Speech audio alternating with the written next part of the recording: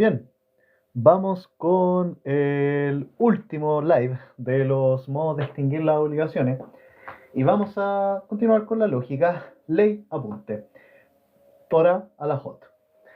Vamos con la confusión que está tratada en el título 18 del libro cuarto del Código Civil, del artículo 1665 al artículo 1669 de este cuerpo legal.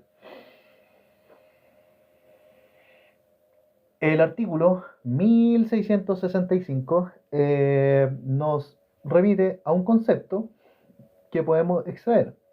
1665 señala que cuando concurren en una misma persona las calidades de acreedor y deudor, se verifica de derecho una confusión que extingue la deuda y produce iguales efectos que el pago.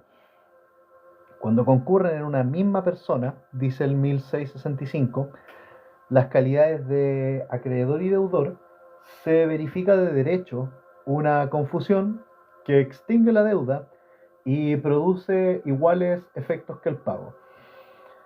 Este artículo 1665 se refiere a los efectos de la confusión que opera de pleno derecho y que son los mismos del pago.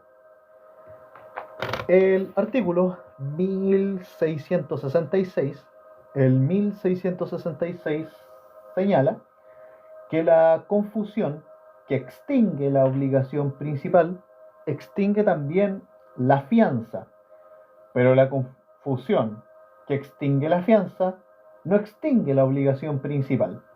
Esto inevitablemente lo ligamos con el principio accessorium sequitur principale, lo accesorio sigue la suerte de lo principal, en cuanto a que la obligación que extingue la obligación principal extingue también una fianza, pero la confusión que extingue la fianza no extingue la obligación principal, lo accesorio no extingue lo principal.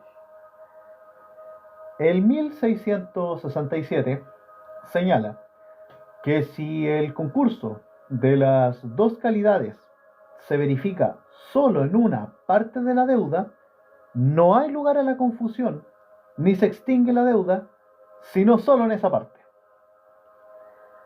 El 1668 nos habla de los efectos de la confusión per se, aparte del que aparece en el 1665, de que opera de pleno derecho y que son los mismos del pago. El 1668 dice: si hay confusión entre uno o varios deudores solidarios y el acreedor, si hay confusión entre uno de varios deudores solidarios y el acreedor, puede el primero repetir contra cada uno de sus codeudores por la parte o cuota que respectivamente le corresponda a cada uno. El primer deudor tiene derecho a repetir contra sus codeudores si hay confusión entre uno de varios deudores solidarios y el acreedor. Si por el contrario hay confusión entre uno de varios acreedores solidarios y el deudor, será obligado el primero de estos varios acreedores solidarios será obligado el primero a cada uno de sus coacreedores por la parte o cuota que respectivamente les corresponda en el crédito. O sea, este acreedor de varios es obligado a enterar a los otros coacreedores su parte o cuota que les corresponda. Y el artículo 1669, señala que los créditos y deudas del heredero que aceptó con beneficio de inventario no se confunden con las deudas y créditos hereditarios. Los créditos y deudas del heredero, dice el 1669, los créditos y deudas del heredero que acepta con beneficio de inventario no se confunden con las deudas y créditos hereditarios. Bien, eso respecto al título 18 del libro cuarto del Código Civil, que es relativo a la confusión. Respecto de los apuntes que podemos extraer del profesor Ruperto Pinochet de la Universidad de Talca, podemos precisar lo siguiente, que bueno, la confusión se trata en el título 18 del libro cuarto del Código Civil, entre los artículos 1665 y siguientes hasta el 1669, y es un modo de extinguir las obligaciones equivalente al pago. El artículo 1665 otorga un concepto legal que señala que cuando concurren en una misma persona las calidades de deudor y acreedor, se verifica de derecho una confusión que extingue la deuda y produce iguales efectos que el pago. Puede operar en toda clase de obligaciones y en toda clase de personas. E importa que en una misma concurran las calidades de deudor y acreedor, en una misma persona. Hay distintas clases de confusión. Tenemos la confusión por acto entre vivos,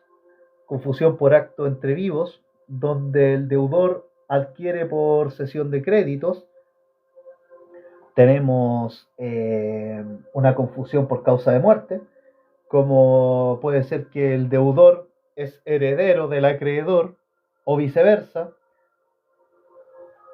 Tenemos una confusión total o parcial, que total, bueno, la misma definición del 1665 la da, o puede ser parcial, que está señalada en el artículo 1667, y la confusión parcial se da si el deudor adquiere solo una parte del crédito o si el crédito adquirido es inferior a la deuda, o si el acreedor asume solo una parte de la deuda. Entonces, la confusión parcial se da si el acreedor adquiere solo una parte del crédito, o si el crédito adquirido es inferior a la deuda, o el acreedor asume solo una parte de la deuda. Los efectos de la confusión están dados en el artículo 1665, que opera de pleno derecho, y sus efectos son los mismos del pago, sin considerar los otros efectos que están mencionados en el artículo 1668, que vamos a ver a continuación. Bueno, entonces los efectos de la confusión son los siguientes. Primero, que opera de pleno derecho, opera por el Ministerio de la Ley, sus efectos son los mismos del pago, extingue totalmente la obligación con sus accesorios, pero no al revés. Un cuarto efecto viene dado en el artículo 1666, que, relacionado con lo anterior, señala de que lo accesorio sigue la suerte de lo principal. Si se extingue la obligación principal, se extingue lo accesorio, pero no al revés. Y un último efecto es el que viene dado a propósito del artículo 1668, sobre si la confusión recae entre uno de varios deudores solidarios y el acreedor, o uno de varios acreedores solidarios y el deudor. En el caso de codeudores solidarios, el deudor tiene derecho a repetir contra los otros codeudores por el monto que les corresponda de su deuda. Y en el caso de acreedores solidarios, está obligado el acreedor a cada uno de sus acreedores por la parte de sus créditos. Bien. Ahora, eso respecto de la confusión. Ahora vamos a hablar de la remisión. Que la remisión es relativamente cortita en el código. Los apuntes nutren más lo que es el tratamiento de esta institución. Pero vamos primero con lo que señala el código. Esta remisión se trata en el título 16 del libro cuarto del Código Civil. Título 16 del libro cuarto del Código Civil. Este título 16 comprende los artículos 1652 al 1654. 1652 al 1654 del Código Civil.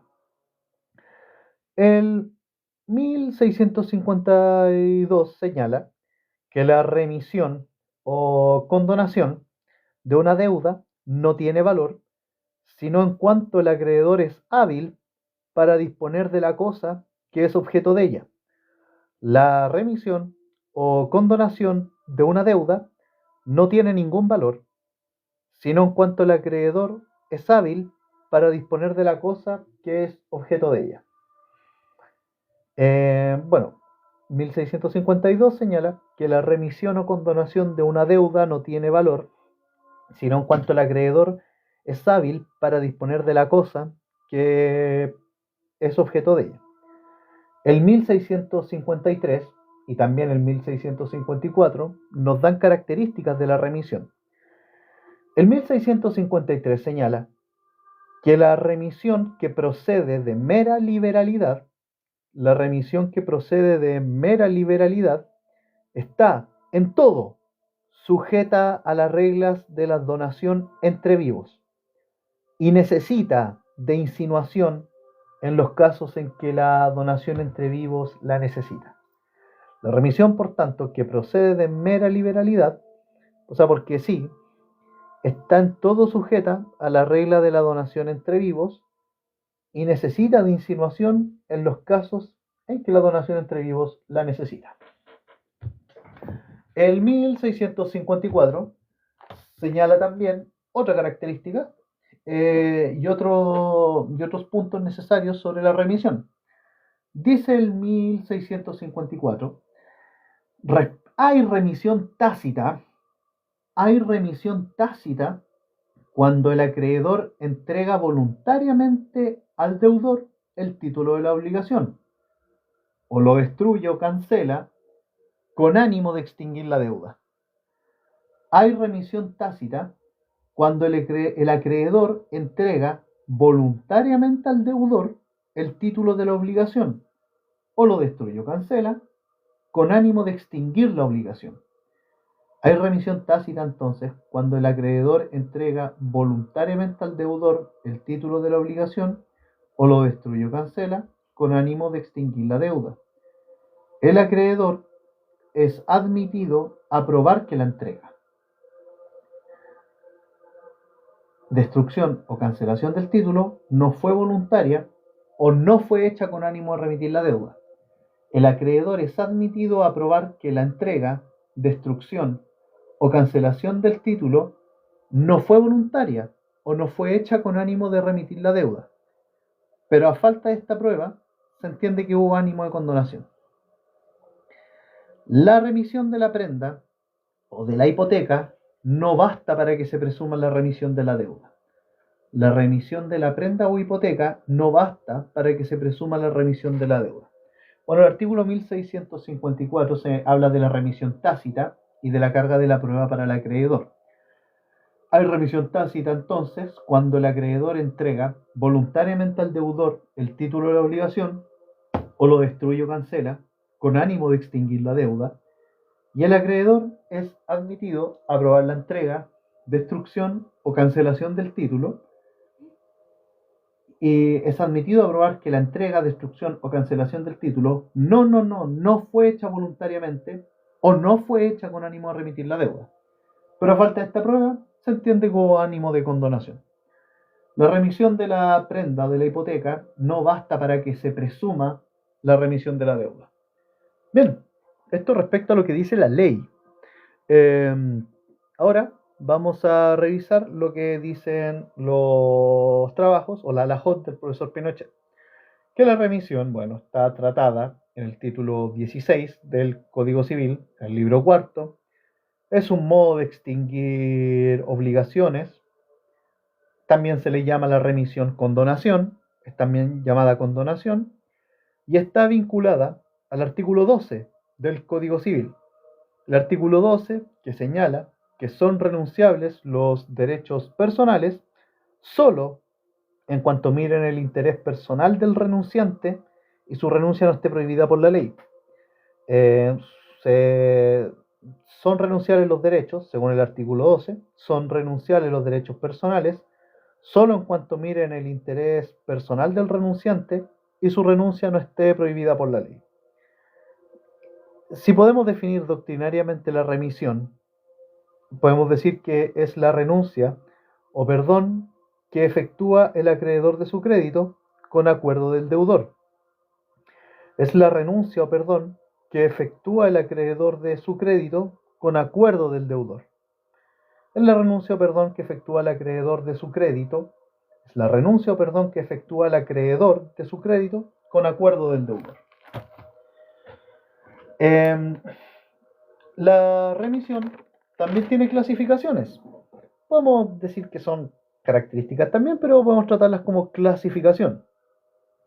En cuanto a su fuente, la clasificación puede ser, la remisión en cuanto a su fuente, la remisión puede ser testamentaria, por ejemplo, el legado de condonación, o puede ser convencional. En atención a su fuente, la remisión puede ser testamentaria o convencional. Convencional por acto entre vivos, la que se rige por acto entre vivos. Asimismo, puede ser total o parcial, la remisión puede ser total o parcial, y puede ser expresa o tácita. La remisión expresa es la regla general, ya que la renuncia de derechos no se presume. La remisión expresa es la regla general, ya que la renuncia de derechos no se presume. Y la remisión tácita, que está descrita en el artículo 1654, aquí el acreedor entrega voluntariamente el título al deudor o lo destruye o cancela con el ánimo de extinguir la deuda. El acreedor es admitido a probar lo contrario. Ya a falta de prueba, se presume el ánimo de condonación. Pero esta es una presunción simplemente legal, que invierte la carga de la prueba. Aquí este es un ejemplo de conducta concluyente. Respecto a la remisión, respecto a la remisión que constituye donación y que no impone liberalidad, que está en el 1653, señala que la remisión que procede de mera liberalidad está sujeta a las reglas de las donaciones entre vivos y necesita insinuación en los casos que la ley señale. La insinuación es clave en los casos que la ley señale respecto a las donaciones entre vivos. Vamos con los requisitos de la remisión. Los requisitos de la remisión. Bueno, son dos.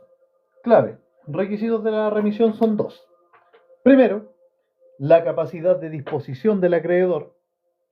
Primer requisito de la remisión es la capacidad de disposición del acreedor, que está en el 1652, en cuanto a que la remisión o condonación de una deuda no tiene valor, sino en cuanto el acreedor es hábil para disponer de la cosa que es objeto de ella. Entonces, este primer requisito, capacidad de disposición del acreedor. Y el segundo requisito es el consentimiento, es la formación del consentimiento, ya que si la remisión es donación, requiere notificación de la aceptación de la oferta al donante. Si la remisión es donación, requiere notificación de la aceptación de la oferta al donante. Por ejemplo, la voluntad puede manifestarse así o así. Pero bueno, los requisitos de la remisión entonces son la capacidad de disposición del acreedor, conforme al 1652, y el consentimiento. Y si la remisión es donación, requiere notificación de la aceptación por parte del donante. Por excepción, la voluntad puede manifestarse tácitamente. Por excepción, la voluntad puede manifestarse tácitamente. Pero la regla general de este segundo requisito del consentimiento es que la notificación de la aceptación, requiere notificación de la aceptación de la oferta al donante. Para finalizar, los efectos de la remisión son los siguientes. El efecto natural y obvio de la remisión es el fin de la existencia del crédito y sus accesorios, accessorium sequitur principales.